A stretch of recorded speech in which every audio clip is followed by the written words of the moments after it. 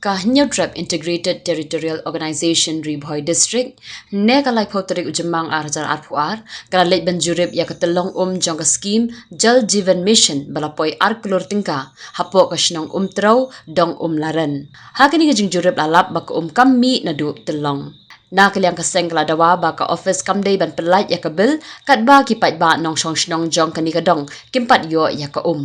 kaliang kaseng hitu mentang sungi nilawan inspek ni yakani ka jaka balatan na menta kadong umoren blok 2 hapo trau ba nakaliang ko office ha kum kani ka jaka menta tangka umru omdan shwa ba kin sina yakani kilawan shwa kila hap shwa ban inspection nakaliang ko office henry menta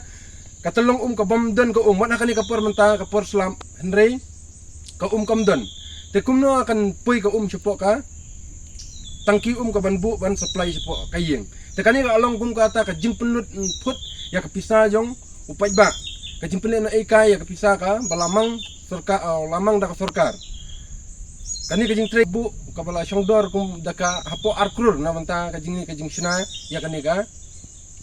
telong andre ya kani ka dong menta da kum kani ka jing sina yo i ba menta ka don hang ni kalong da kum ni Kumangilawan mene na po sus na Jakatan ya ka banuan ban pelang ya ka hang ni.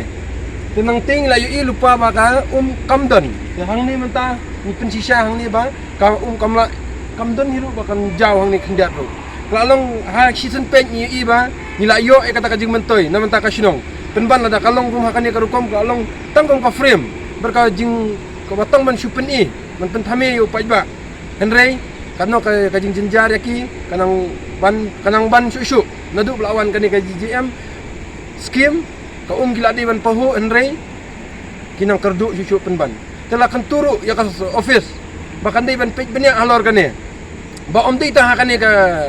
dong kani ka sinong umtro berkiwi kijing tray kibadan nan hakani ka scheme GGM baka office kan page banya bakan ne banya kenang bagi page ba kinyo ya kajing mentoy